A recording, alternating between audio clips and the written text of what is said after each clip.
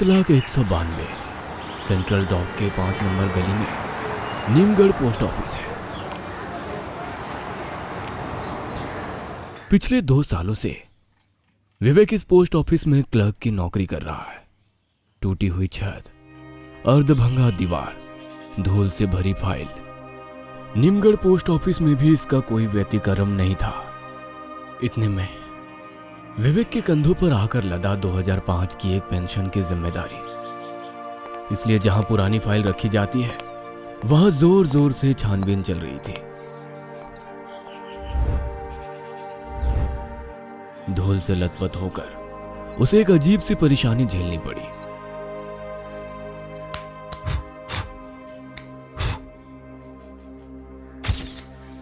यही है, हाँ यही है वो 2005 की फाइल।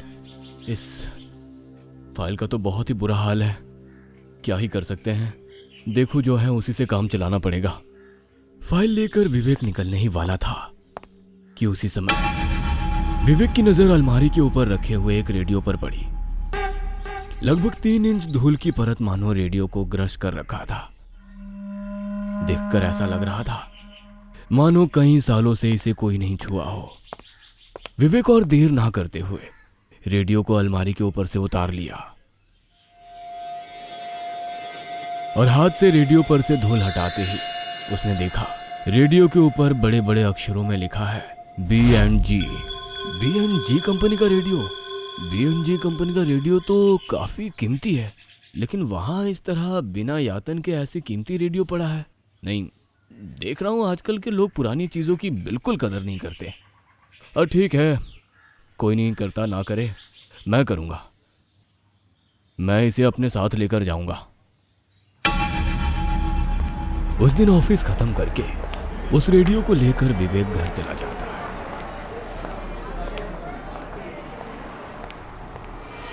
घर लौटकर रात का खाना खाकर रेडियो की मरम्मत करने बैठ गया। उसी वक्त विवेक की मां संध्या देवी विवेक के कमरे में आई। वो बोली, बेटा अभी तक सोया नहीं? और क्या तब से रेडियो के पीछे पड़ा हुआ है तू? हाँ बोल तो। विवेक ने झल्लाते हुए अपनी माँ से कहा, ओह माँ, इतनी बात मत किया करो। देख रही हो ना मैं एक काम कर रहा हूँ, जाओ तो तुम यहाँ से। सुनना, तेरे साथ एक बात करनी थी। तू तो सुबह ही ऑफिस चला जाता है बेटा। सारा दिन घर में मैं अकेली रह जाती हूँ। बात करने के लिए भी कोई नहीं है। अच्छा नहीं लगता रे। तो फिर मैं अब नौकरी छोड़कर घर में बैठ जाऊं? नहीं नहीं रे, मैंने ऐसा नहीं कहा। तू अगर शादी कर लेता बेटा तो मेरा मन पूरी तरह से लग जाता बेटा। उफ, फिर से वही एक बात। अब मुझे अच्छा नहीं लगता। प्लीज कान के पास आकर इस तरह रोना बंद करो। जाओ अपने कमरे में जाओ, मुझे कृपया तंग मत करो। विवेक की माँ की आंखों में आंसू आ गया। साड़ी के पल्लू से आंखें पोंछकर अपने कमरे में चली गई। और इधर विवेक भी काफी देर से कोशिश करने के बावजूद रेडियो को ठीक नहीं कर पाने की वजह से काफी परेशान हो गया।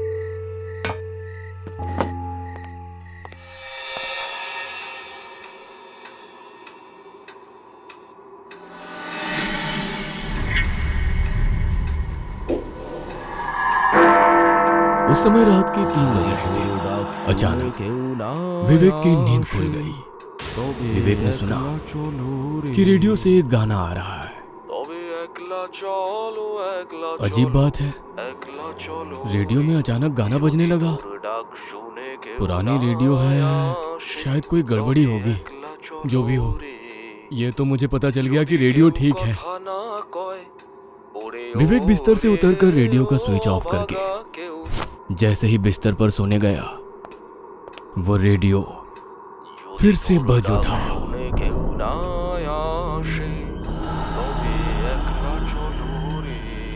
अब विवेक का माथा ठनक गया। ये क्या, अभी तो रेडियो बंद किया, फिर अपने से बजने लगा। बड़ी मुसीबत है। समय समय रात को ऐसे ही बज उठेगा क्या? भूत है क्या? विवेक फिर से रेडियो को ऑफ करके कुछ देर वहीं इंतजार किया, लेकिन रेडियो और नहीं बजा। विवेक जरा निश्चिंत होकर सो गया।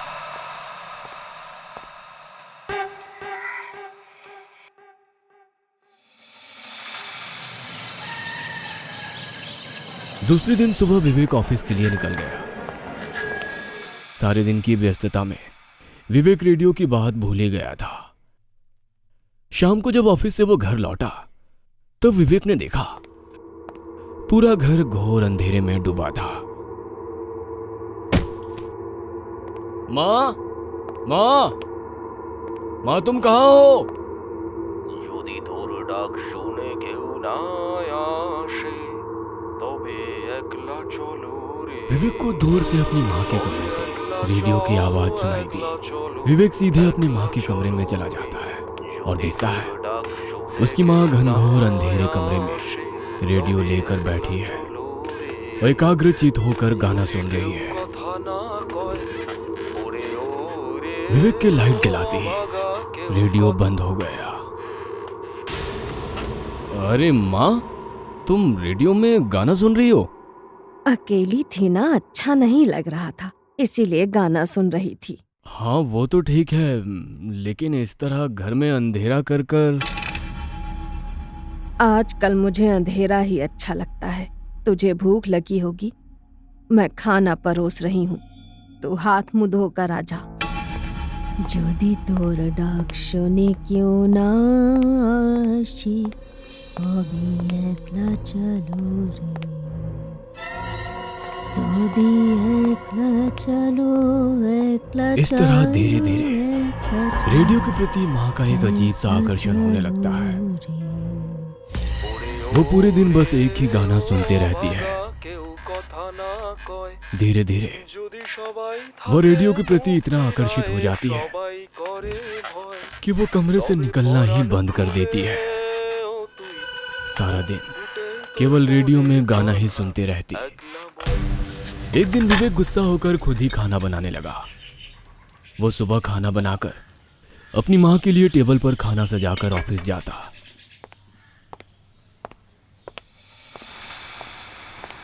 लेकिन हर दिन ऑफिस से लौटकर देखता उसकी माँ उसके बनाए हुए खाने को नहीं खाई है। एक दिन विवेक बहुत गुस्सा हो जाता है और अपनी माँ के कमरे में चला जाता है। उस समय भी उसने देखा उसकी माँ आंखें बंद करके बस वही एक गाना सुन रही है।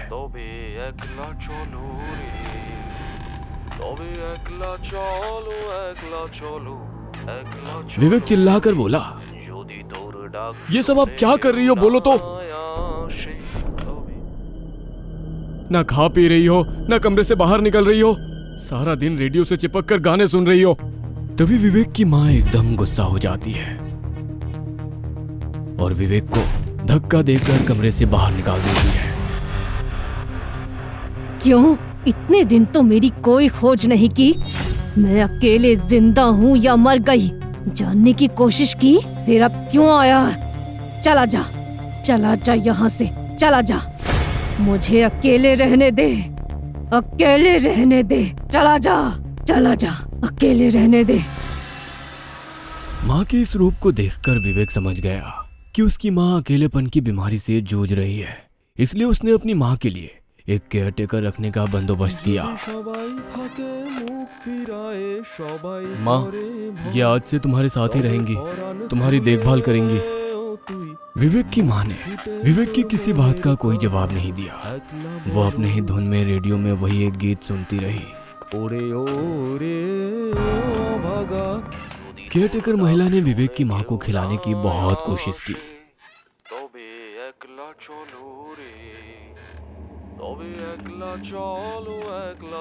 आंटी, लीजिए, थोड़ा खा लीजिए। और कितनी देर तक इस टूटी फूटी रेडियो पर एक ही गीत सुनती रहेंगी? लीजिए, खा लीजिए। केयरटेकर महिला की बातें सुनकर विवेक की माँ को गुस्सा आ जाता है और चिल्लाकर बोलती है, तेरी इतनी हिम्मत, तू इसे टूटा हुआ रेडियो बोल रही है? ये मतलब मैं वास्तव में। पलक झपकते ही संध्या देवी का चेहरा बदल गया। दोनों आंखें खून की तरह लाल हो गई, शरीर का रंग फीका पड़ गया और सफेद रंग धारण करने लगी। कमरे के अंदर अजीब तूफान सा मच गया। हवा से दरवाजा और खिड़कियां जोर जोर से चटकने लगी।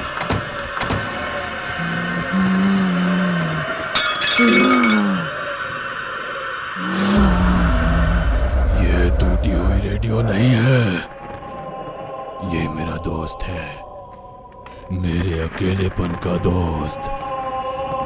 যদি তোর ডাক শুনে কেউ না আসে তবে একলা চলো রে, তবে একলা চলো, একলা চলো, একলা চলো রে।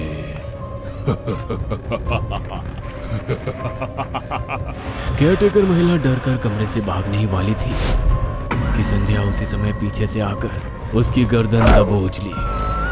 केयरटेकर महिला दर्द से करा उठी और तड़पने लगी। मुंह से खून की धारा फूट पड़ी।